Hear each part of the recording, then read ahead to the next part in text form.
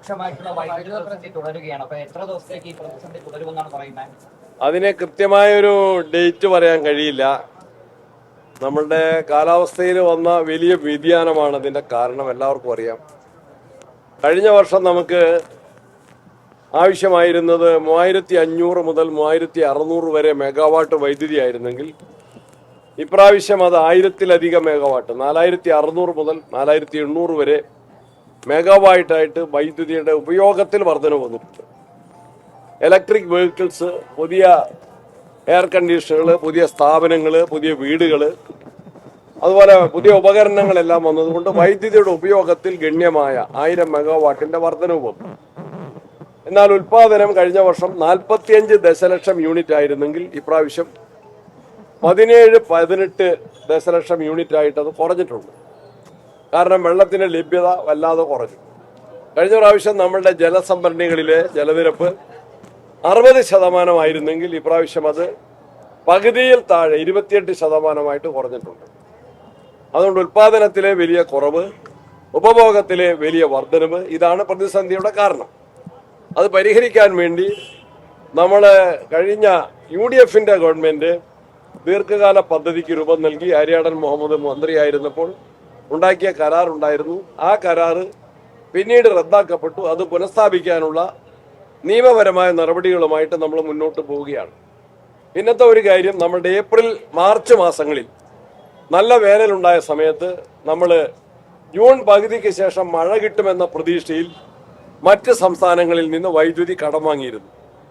ആ കടം വാങ്ങിയത് നമ്മളിപ്പോൾ തിരികെ കൊടുത്തുകൊണ്ടിരിക്കുകയാണ്. എല്ലാ ദിവസവും തിരികെ കൊടുത്തുകൊണ്ടിരിക്കുകയാണ്.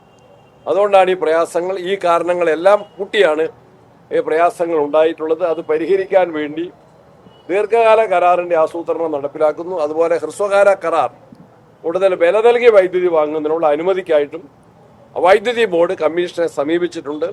അങ്ങനെയുള്ള നടപടികൾ സ്വീകരിച്ച് എത്രയും കുറഞ്ഞ പ്രശ്നങ്ങൾ ജനങ്ങൾക്ക് എത്രയും കുറഞ്ഞ പ്രശ്നങ്ങളോടെ വൈദ്യുതി വിതരണം നടത്തുന്നതിന് വേണ്ടിയാണ് പരിശ്രമിക്കുന്നത്. അതുപോലെ തന്നെ ഒരു അഭ്യർത്ഥനയും ഞാൻ ഇതിനോടകം നടത്തിയിട്ടുണ്ട്. അതൊന്നുകൂടി മാധ്യമങ്ങൾ വഴി ആവർത്തിക്കുകയാണ്.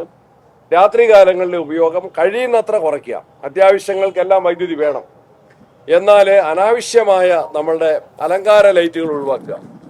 ഇന്നലെ ഒരു കേന്ദ്ര സംഘം തലസ്ഥാനത്ത് വന്നിരുന്നു. അത് പരിസ്ഥിതിയുമായി ബന്ധപ്പെട്ട കാര്യങ്ങൾ ചർച്ച ചെയ്യുന്നതിനാണ്. പക്ഷെ അവർ സംസ്ഥാന മധ്യേ പറഞ്ഞ ഒരു കാര്യം, കേന്ദ്ര ഗവൺമെന്റ് ഇപ്പോൾ സംസ്ഥാനങ്ങൾക്കെല്ലാം നിർദ്ദേശം നൽകിയിട്ടുണ്ട്. ഈ പ്രതിസന്ധി എല്ലാ സംസ്ഥാനങ്ങളും നേരിടുന്നതാണ്.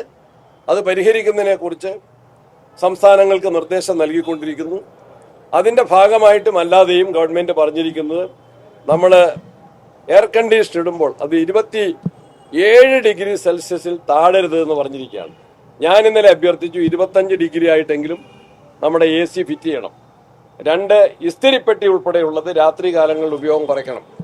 എന്നോട് മുൻ വൈദ്യുതി മന്ത്രി നമ്മുടെ AK ബാലൻ തന്നെ ഒരു ട്രെയിൻ യാത്രയിൽ എന്നോട് നേരിട്ട് പറഞ്ഞു, ഇങ്ങനെ ഒരു അഭ്യർത്ഥന നടത്തണം. രാത്രികാലങ്ങളിലെ ഉപയോഗം, അനാവശ്യമായ ആഡംബര വിളക്കുകൾ ഒഴിവാക്കണം. അതുപോലെ തന്നെ ഫാനും ലൈറ്റുകളുമെല്ലാം കുറഞ്ഞ വൈദ്യുതി ഉപയോഗത്തിന് ക്രമീകരിക്കാനുള്ള സംവിധാനത്തിലേക്ക് കടക്കണം. എല്ലാവരോടും ഞാൻ അഭ്യർത്ഥിക്കുകയാണ്. ജനങ്ങളുടെ പ്രയാസം മനസ്സിലാക്കുന്നു. ഇതിനോട് സഹകരിക്കാൻ എല്ലാവരോടും വളരെ വിനയത്തോടെ അഭ്യർത്ഥിക്കുകയാണ്. മിനിസ്റ്ററിന്റെ പ്രധാന ആരോപണം, കഴിഞ്ഞ 10 വർഷം ഇത്തരം പല വെല്ലുവിളികൾ ഉണ്ടായിട്ട് പവർ സെറ്റ് ഇല്ലാതെ കൊണ്ടുപോകാൻ പറ്റി എന്നുള്ളതാണ് അവർ പറയുന്നത്. പക്ഷെ ഇത്തവണ അത് പറ്റുന്നില്ല എന്നുള്ളതിന്റെ സാഹചര്യം എന്താണെന്നുള്ളതാണ്. അപ്പൊ AK ബാലൻ എന്നോട് ഉപദേശിച്ചത് തന്നെ കഴിഞ്ഞ പ്രാവശ്യം ഈ പ്രശ്നം ഉണ്ടായിരുന്നുള്ളതിന്റെ പശ്ചാത്തലത്തിലല്ലേ. ഞാൻ നിയമസഭയിൽ കൃത്യമായി റൂൾ 300 അനുസരിച്ച് ഒരു സ്റ്റേറ്റ്മെന്റ് കൊടുത്തിരുന്നു. ആ സ്റ്റേറ്റ്മെന്റിൽ കൃത്യമായിട്ട് ഏപ്രിൽ മാസത്തിൽ UDF ഗവൺമെന്റ് അധികാരത്തിൽ വരുന്നതിന് മുമ്പ് LDFന്റെ സമയത്ത് വൈദ്യുതി നിയന്ത്രണം ഏർപ്പെടുത്തിയ ദിവസങ്ങൾ ഞാൻ എടുത്തു പറഞ്ഞിട്ടുണ്ട്. ഏപ്രിൽ അവസാനത്തിൽ ആ ഗവൺമെന്റ് നിർബന്ധിതമായിരുന്നു. അതുപോലെ ഞങ്ങൾ ഗവൺമെന്റ് വരുന്നതിന് മുമ്പ് മെയ് മാസം 10-11 തീയതികളിൽ കേരളത്തിൽ വൈദ്യുതി നിയന്ത്രണം ഉണ്ടായിരുന്നു. ഞാൻ സഭയിൽ രേഖാമൂലം പറഞ്ഞതാണ്, സഭയുടെ റെക്കോർഡിലുള്ളതാണ്. അന്നത്തെ മുഖ്യമന്ത്രി, ഇന്നത്തെ പ്രതിപക്ഷ നേതാവും ഉൾപ്പെടെയുള്ള ആളുകൾ കേട്ടതാണ്. അവരാരും അതിന് മറുപടി പറഞ്ഞിട്ടില്ല. ഏപ്രിൽ മാസത്തിലും മെയ് മാസത്തിന്റെ ആദ്യ പകുതിയിലും വൈദ്യുതി നിയന്ത്രണം ഉണ്ടായിരുന്നു. ഇന്നിപ്പോൾ പ്രത്യേക സാഹചര്യമാണ്. ഇത് ആരും പുതുതായിട്ടുണ്ടാക്കിയതല്ല. ആര്യാടൻ ഉണ്ടാക്കിയ എഗ്രിമെന്റ് നടപ്പിലാക്കിയിരുന്നെങ്കിൽ ഈ പ്രതിസന്ധി ഇത്ര രൂക്ഷമാകുമായിരുന്നില്ല. രാഷ്ട്രീയം പറയുകയാണെങ്കിൽ അതാണ് എന്റെ പറയുന്നത്. അത് നമുക്ക് കൂടുതലായിട്ടുള്ള പ്രയാസം വരുന്നതുകൊണ്ടാണ് കൂടുതലായിട്ടുള്ള നിയന്ത്രണങ്ങൾ വരേണ്ടി വരും. പറയുമ്പോൾ ഈ ബാറ്ററി എനർജി സ്റ്റോറേജ് അതൊരു പ്രധാനപ്പെട്ട വേണ്ടിയുള്ള കമ്മീഷൻ ഡേറ്റ് നീട്ടിക്കൊടുത്തു 6 മാസം കൊണ്ട് പൂർത്തിയാക്കേണ്ട സാധനങ്ങളൊക്കെ വീണ്ടും നീട്ടിക്കൊടുക്കുന്ന ഒരു സാഹചര്യമാണ് ഇപ്പൊ നിലനിൽക്കുന്നത്. ആരും നീട്ടിക്കൊടുത്തിട്ടില്ല. പ്രധാനപ്പെട്ട ഒരു ചോദ്യമാണ്. കേരളത്തിൽ സോളാർ പവർ ഉണ്ട്, പക്ഷെ അത് രാത്രി കാലങ്ങളിൽ ഉപയോഗിക്കാൻ, അത് പ്രിസർവ് ചെയ്യാൻ നമുക്ക് ബാറ്ററി സ്റ്റോറേജ് സംവിധാനമില്ല. പകൽ സമയത്താണ്. പകൽ സമയത്ത് നമുക്കൊരു യൂണിറ്റ് വൈദ്യുതിക്ക് ഒരു പൈസയ്ക്ക് കിട്ടും. നിങ്ങൾ മനസ്സിലാക്കണം, ഒരു പൈസയാണ് ഒരു യൂണിറ്റിനെങ്കിൽ രാത്രി 10 രൂപ കൊടുത്താൽ അത് കിട്ടില്ല. പകൽ സമയത്ത് ഒരു പൈസയ്ക്ക് കിട്ടുന്ന ഒരു യൂണിറ്റ് വൈദ്യുതി രാത്രി 10 രൂപ കൊടുത്താൽ കിട്ടില്ല.